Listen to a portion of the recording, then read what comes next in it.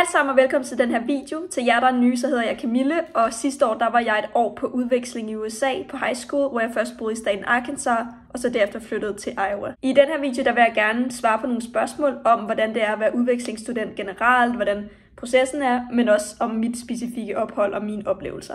Så lad os komme i gang. Hvordan foregår en typisk dag? For mig så stod jeg op om morgenen ved en 7-tiden, så spiser jeg morgenmad sammen med min værtsfamilie, eller alene, lidt afhængig af hvad deres planer var. Derefter vil jeg gå ud og tage skolebussen til skole, hvor jeg så vil have nogle fag. Så vil der være frokost, og derefter vil jeg have nogle flere fag. Og så vil jeg køre hjem sammen med min værtssøster, medmindre jeg havde track-træning. Og derefter, når jeg så var hjemme, vil jeg typisk spise aftensmad, tage et bad, lave lektier et par timer, og så egentlig bare gå i seng. Ej, der var også tid til at lave sjove ting med værtsfamilien, også film og hygge. Men der var også mange planer i løbet af min dag. Havde du mange lektier for? Ja, det vil jeg sige. Altså mere end i Danmark i hvert fald. Det kunne godt tage mig måske sådan op til 2 timer hver dag. Hvilket var lidt hårdt, fordi når jeg kommer hjem om aftenen efter træning, og man så lige skal lave lektier i 2 timer, så er klokken lige pludselig meget. Hvor svært var det at få venner? Jeg synes egentlig, at det var nemt nok i sig selv at få venner, men det var svært at få de der dybe venskaber, som jeg måske er vant til i Danmark. Man skal dog lige være opmærksom på en ting.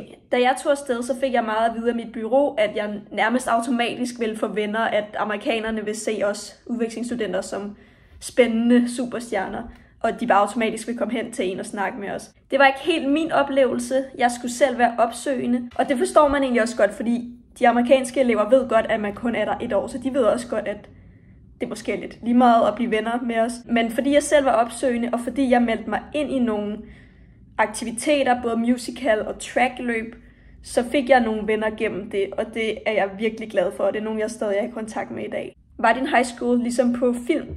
Både ja og nej. Der var også lidt de her klikker, som man er vant til at se på film, hvor vi har de populære elever, så har vi basketball-eleverne, så har vi teatereleverne. Men det var ikke på samme måde lukkede grupper, som man ser i film. I virkeligheden så er de her sportsgrene og cheerleading og musical og sådan noget, det er også meget stort, ligesom man ser på film, men ikke lige så overdrevet. Forholdet til lærerne er også, vil jeg sige, bedre, end man ser på film, hvor lærerne ofte er meget strikse, og de lærere, jeg havde, var virkelig søde. Og så skifter man jo også klasselokal fra time til time, ligesom på filmene. Atmosfæren var generelt bare lidt mere fri og mindre strik, selvom der var mange regler, selvom der var dresscode, og selvom man skulle spørge om lov for at gå på toilettet og sådan noget. Var det svært at følge med i skolen? Både ja og nej, fordi det man laver er måske lidt mindre svært end i Danmark, men til gengæld er det på engelsk. Og mange af de ord, som der indgår i det materiale, de så laver i USA. Det er ikke lige de engelske ord, man lærer i Danmark, så derfor var jeg lidt udfordret i starten. Men det kom meget hurtigt, og så synes jeg ikke, det var så svært. Men det er generelt meget anderledes, det man laver i skolen i USA. Det er på en måde mere kreativt, hvor man inddrager meget at lave film og plancher og sådan noget i undervisningen. Men samtidig så er det mindre bredt, det man laver. Det er meget specifikt. For eksempel, når man skal lave en test, så er det ofte sådan multiple choice, hvor man sætter kryds ved det rigtige svar, hvor i Danmark, der har vi mere de her mundtlige eksamener, hvor man går ind og snakker og måske viser en lidt bredere viden, i stedet for at man ved et specifikt årstal. Savner du USA? Ja, både og, fordi jeg savner mine venner og min værtsfamilie. Jeg kunne egentlig også rigtig godt lide skolen, men jeg er også virkelig glad for at være hjemme, fordi Danmark er mit hjem, og jeg kan rigtig godt lide, at jeg bor tæt på offentlig transport og København, hvor i USA, der boede jeg 13 timer i bil fra nærmeste storby. Jeg boede generelt ude på en landevej, hvor det eneste, der var i nærheden, det var kirker og landeveje, og lidt mere landevej og noget mark. Var du ensom? Ja, det var jeg på nogle punkter. Jeg havde selvfølgelig venner, men det var bare ikke helt det samme som i Danmark. Jeg havde selvfølgelig nogle få tætte venner i USA, men som sagt var mange af mine venner, der var sådan lidt mere overfladisk. Nogle man sagde, how are you til, når man mødte dem på gangen. Og så føltes det jo bare som om, at der mangler et eller andet. Selvfølgelig kunne jeg FaceTime med mine danske venner, og jeg kunne lave ting med mine amerikanske venner, men alligevel var det bare lidt mere ensom. Jeg tror også, det er, fordi jeg ikke bare lige kunne tage bussen hen til en veninde ind til byen eller noget. I USA var jeg forpligtet til, at nogen kunne hente mig i bil, eller min værtsfamilie kunne køre mig. Måtte du selv vælge stat? Nej, eller det vil sige, det må man egentlig ikke. Normalt bliver man bare placeret i en tilfældig stat, hvor der er en værtsfamilie og en skole, som godt vil tage en. Så kan man købe nogle dyre programmer, hvor man så selv må vælge skole. Og det var jeg nødt til, fordi da jeg tog afsted, var jeg 19 år, og man må normalt maks være 18 år, så det krævede lige, at der var en skole, der faktisk ville have min alder. Så på den måde måtte jeg selv vælge stat, men Arkansas var måske ikke for at være helt ærlig min første prioritet, men det var helt fint. Og så flyttede jeg til Iowa bagefter, fordi der var en skole der og værtsfamilie, som også gerne ville have mig. Og Iowa var fint. Er det bedst som udvekslingsstudent at gå på en lille eller stor skole? Jeg har haft lidt forskellige oplevelser. Min skole i Arkansas var lidt større, og der var mange muligheder, for eksempel mange forskellige valgfag, mange sports, mange aktiviteter, hvor den i Iowa den var mindre med færre muligheder. Til gengæld så kendte man bare flere. Jeg kendte navnet på rigtig mange elever og havde snakket med dem alle, hvor i Arkansas der var der rigtig mange, som jeg aldrig havde set før, og man kunne nærmest se en ny på gangen hver dag. Og det er lidt det samme, jeg har hørt fra andre udvekslingsstudenter, at flere muligheder på de store skoler, men måske lidt tættere venskaber på de små. Men jeg tror også, det afhænger af skolen og dig. Hvordan var dagen, du tog afsted? Den var egentlig meget fin. Jeg stod op midt om natten, fordi jeg skulle rigtig tidligt afsted. Og så spiste jeg bare lidt hurtigt noget morgenmad, og ellers så kørte jeg og mine forældre afsted til lufthavnen, hvor de så sagde farvel til mig, og så gik jeg op mod flyet og tog afsted. Og det var helt fint at flyve alene. Jeg kom til London og kom så sikkert videre til et fly mod New York, hvor jeg så landede og blev taget imod af min udvekslingsorganisation, hvor vi skulle til sådan en camp med andre udvekslingsstudenter. Og der havde jeg en virkelig fed tur i New York. Det var helt fint faktisk at sige farvel til mine forældre. Jeg tror, det var hårdere for dem at sige farvel til mig. Men jeg havde det sådan lidt, jeg glædede mig også til at komme afsted, og jeg vidste jo, at jeg ville se dem igen om 10 måneder, og kunne snakke på FaceTime i mellemtiden.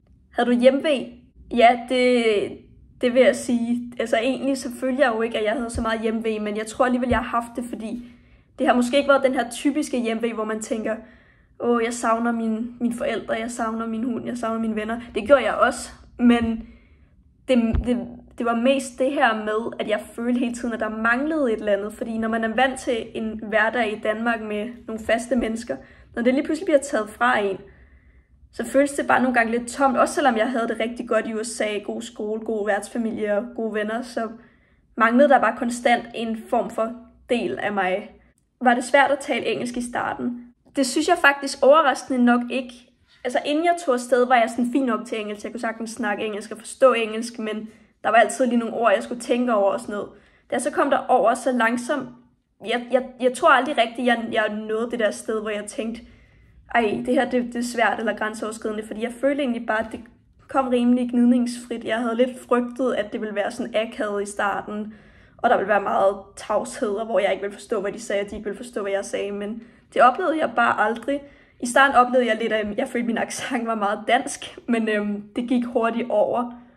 Og så tænkte jeg bare egentlig ikke rigtig over, at jeg snakkede engelsk efter nogle dage allerede, så blev det ret naturligt. Siden da har jeg selvfølgelig forbedret mig rigtig meget. Jeg tænkte ikke over længere, at jeg ikke snakkede dansk, og jeg snakkede egentlig engelsk flydende, da jeg var derovre. Nu her var jeg kommet hjem, nu er det et halvt år siden jeg kom hjem. Jeg kan godt mærke, at jeg lidt har mistet det, men når jeg så snakker engelsk, så efter et par minutter, så kommer det tilbage igen. Men når jeg lige sådan sidder, bare snakker dansk, og så lige pludselig snakker engelsk, så kan jeg godt mærke, at jeg skal lige i gang. Hvad har du fået ud af dit udvekslingsår? Virkelig meget. Altså selvom der også har været rigtig mange udfordringer og svære tider, så fortryder jeg virkelig ikke, at jeg tog afsted, fordi jeg har fået rigtig meget ud af det. Jeg har lært mere engelsk, og jeg har fået nogle gode venner internationalt. Men jeg har også bare en bredere viden om et andet lands kultur. Jeg har dyrket sport i USA, været en del af den her sportskultur. Jeg har stået på scenen i deres musicalkultur. Jeg har deltaget i prom og graduation. Det var virkelig fedt. Selvom jeg har fået en ny viden om et andet lands kultur, så er min viden om Danmark faktisk steget lige så meget, fordi jeg blev lige pludselig vant til over i USA, så ville folk jo vide alt muligt om Danmark. Altså i timerne, der spurgte lærerne jo hele tiden ind til mig, når vi havde historie for eksempel. Nå, Camille, hvordan er det her så i Danmark? Og i starten, der kunne jeg godt lige være sådan 2 sekunder, lad mig lige google den, og så får du svaret. Men langsomt begyndte jeg bare at få virkelig meget viden om et land, for eksempel om historie og politik og vores kongehus, som jeg ikke havde haft før. Jeg fik jo også lov til at holde alle mulige oplæg for forskellige klasser på min high school, og også for andre skoler i området. Kunne du tænke dig at tage på udveksling igen? Ja, det kunne jeg godt. Nok ikke til USA igen, ikke fordi der var noget i vejen med det, men nu føler jeg bare, at jeg har været der. Så næste gang kunne jeg godt tænke mig et andet land, måske noget her i Europa, som for eksempel Island. Men lad os se, hvad universitetstiden bringer. Var det akavet at møde din værtsfamilie for første gang? Overraskende nok ikke. Altså jeg kom bare med flyet, og så gik jeg ud der, hvor man skulle finde sin kuffert. Og ja, så kom de bare, og så sagde vi hej. Og snakkede vi bare og kørte hjem. Og det var egentlig det, så boede jeg bare der. Altså i starten er det selvfølgelig lidt anstrengende, at man lige skal tænke sig om, hvad vil være høfligt at gøre, hvad skal jeg sige her, bør jeg gøre det her nu, eller... Men jeg synes egentlig ikke, det var akavet. Hvad skal man være forberedt på, når man skal være udvekslingsstudent i USA? Virkelig intet er, som du forventer det, og 100% vælg USA for menneskerne og ikke for landet. Fordi inden jeg tog afsted, så havde jeg den her klassiske opfattelse af USA med høje bygninger i New York og vild high school kultur med 50 cheerleader og high school musical vibe. Men det var ikke sådan det lige var. Altså jeg kom til et sted, begge steder, hvor jeg boede langt ude på landet. Der var næsten kun kirker, og alle i området var utrolig kristne, og det påvirkede også den måde, de levede på. Jeg ved godt, at nogen er heldige at komme til San Diego eller Miami Beach, men det er altså de færreste. De fleste de kommer til de her små byer, hvor markerne og landevejen er ens venner. Hvad kræver det at være udvekslingsstudent? Jeg vil nok bare sige, at man er åben for en anden kultur og er omstillingsparat, at man ikke er låst på, at nu skal det her være på den måde, fordi det har jeg altid gjort i Danmark, men man har lyst til at prøve noget nyt, og man ikke er dømmende. Man har lyst til at møde nogle nye mennesker. Man har lyst til at repræsentere sit eget land og fortælle om det og underholde med det. Til gengæld føler jeg, at du får lov til at lære en masse om mennesker, sprog og kultur. Og selvfølgelig skal du så også lige være forberedt på at have lyst til det her med, at der er nok også mange, der vil spørge ind til din egen kultur. Som sagt, i timerne i skolen kunne der jo nærmest ikke gå en hel lektion, uden at lærerne lige hævde fat i mig og spurgte om et eller andet omkring Danmark, som jeg lige kunne sammenligne med USA. Så det skal man lige have lyst til måske. Hvad savnede du mest ved Danmark? Jeg vil nok bare sige alt det, man kender, fordi selvom det er fedt at lære en ny kultur at kende, så er 10 måneder lang tid, og man savner bare nogle gange sin leverpostejsmadder. Så det er ikke en specifik ting, jeg savner ved Danmark, det er mere bare alt det, der definerer en og det, man er vant til. Føltes udvekslingsåret langt? I starten gjorde det. De første 3 måneder gik virkelig langsomt, og derefter så fløj tiden bare. Så lige pludselig var det november, og så var det februar, og så lige pludselig så var vi i maj, og der var graduation, og jeg skulle hjem. Så tiden den forsvinder lige pludselig, så straks du har fået etableret en ordentlig hverdag. Kunne du vælge dine fag selv?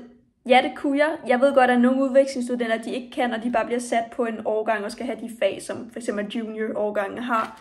Men på min skole, der var det sådan lidt, at jeg kunne frit bare tage af alle fag, og så måske have nogle fag med seniorsne, og så have nogle fag med sophomoresne. Og det synes jeg var ret fedt, fordi så fik jeg lov at prøve lidt af hvert. Og jeg skiftede også fag efter et halvt år, fordi de fleste fag i USA er semesterbaseret. Så derfor fik jeg lov at prøve en masse forskelligt, og nu gik jeg jo som sagt også på 2 forskellige skoler, hvor jeg havde forskellige fag på hver skole. Så jeg fik prøvet lidt forskelligt der, selvom det også var lidt svært at skifte fra nogle fag lige pludselig til nogle andre, som jo fortsætter fag. Så jeg havde for eksempel psykologi på den ene skole, og så fik jeg i stedet sociologi på den anden skole, og det er ikke helt det samme. Hvad var din yndlingsfag? Jeg kunne rigtig godt lide US History, og det er lidt sjovt, for det kunne jeg virkelig ikke lide i starten. Jeg tror, det var fordi, det var ret svært for mig, både fordi jeg ikke havde så stor viden om amerikansk historie, i hvert fald ikke på et dybere plan, som de har det. Og så var teksterne også bare rigtig svære, fordi det var sådan gammelt, fancy engelsk, og ikke lige det, jeg var vant til. Men som jeg blev bedre til engelsk, så fik jeg også en større interesse i det. Jeg synes faktisk lige pludselig, at det var virkelig sjovt at lære om USA, og så havde jeg også bare en virkelig dygtig lærer, som også hjalp på det. Jeg kunne også godt lide World History, som er verdenshistorie, hvor vi lærte om alt, der skete i hele verden, også for eksempel Danmark. Men det var nemmere, fordi der kendte jeg allerede mange af de ting, de lærte om, og derfor var det et nemt fag, hvilket også gjorde det til et sjovt fag, fordi selvfølgelig jeg kunne bidrage mere end for eksempel i US History, hvor jeg egentlig var ny i alt det, vi skulle lære. Var der meget karakterpres? Ja, det synes jeg. Ikke så meget for mig måske, fordi jeg godt vidste, at jeg ikke som sådan skal bruge det her til noget. Jeg gjorde selvfølgelig altid mit bedste, men jeg vidste godt, at hvis jeg nu ikke får 100% i den her opgave, så dør jeg nok ikke. Måske bliver jeg smidt ud af skolen, men jeg dør ikke. Jeg gik selvfølgelig ind for, at jeg skulle klare mig så godt som muligt, men jeg kunne godt mærke, for de andre elever, der var det virkelig vigtigt. De skal bruge det til at komme ind på college, og hvis de nu kun får 95% rigtigt i den her test, så er det hårdt. I USA får man jo også karakterer på alt, hvad man laver. Hvor i Danmark, der er jeg vant til, at man kun får det på de skriftlige afleveringer for eksempel, men det man laver i den daglige undervisning, det er jo bare mest for en selv. Og i USA, du får karakterer på alt. Hver eneste lille spørgsmål, du laver i undervisningen, skal du aflevere, og så får du karakter på det. Så det er ret svært faktisk at have en god karakter, fordi du skal klare dig godt hele tiden. Det er ikke bare til, når du dukker op til de her eksamener, for eksempel, som er på HF, hvor jeg går. Hvordan var det at kalde lærerne for Mr., Mrs. eller Miss, og så deres efternavn? Egentlig tænker jeg ikke så meget over det, fordi det blev bare lidt deres navn, for eksempel hvis de hed don't know, Miss Talsma, så var det bare hendes navn. Altså selvom Talsma var efternavn, så tænkte jeg bare lidt sådan, det var bare fornavnet, fordi det er jo det, man kalder hende. Gode råd til folk, der skal på udveksling. Virkelig nyd det, mens det varer, fordi tiden kommer til at gå så stærkt. Så lad være med at sidde og bruge tid på at tænke, hvad du skal, når du kommer hjem til Danmark igen, og hvor meget du skal hygge dig med dine venner. Men prøv at leve i nuet over i USA, selvom det er svært. Også inden jeg tog afsted til USA, så havde jeg en eller anden idé om, nu skal jeg nå alt, hvad jeg kan nå her i Danmark, inden jeg tager afsted. Som om, at når jeg først tager afsted, så er der ikke noget, jeg kan nå at lave i Danmark bagefter. Men husk, der er et liv efter udveksling. Når du kommer hjem, så er hverdagen, som den plejer. Så virkelig, hvis du skal tage på udveksling, så glæd dig. Husk på, at det ikke er virkelig nemt. Der er mange udfordringer og bump på vejen, men når du først er blevet etableret, så er det virkelig fedt, og du lærer rigtig meget om både sprog og et andet land og dit eget land, og om andre mennesker, og selvfølgelig også om dig selv. Tusind tak for at se med i den her video. Jeg håber, I kan bruge den til noget. Jeg tænker at lave flere USA-videoer, så det håber jeg, I vil se med i, og ellers så må I have en rigtig glædelig jul og et godt nytår. Vi ses!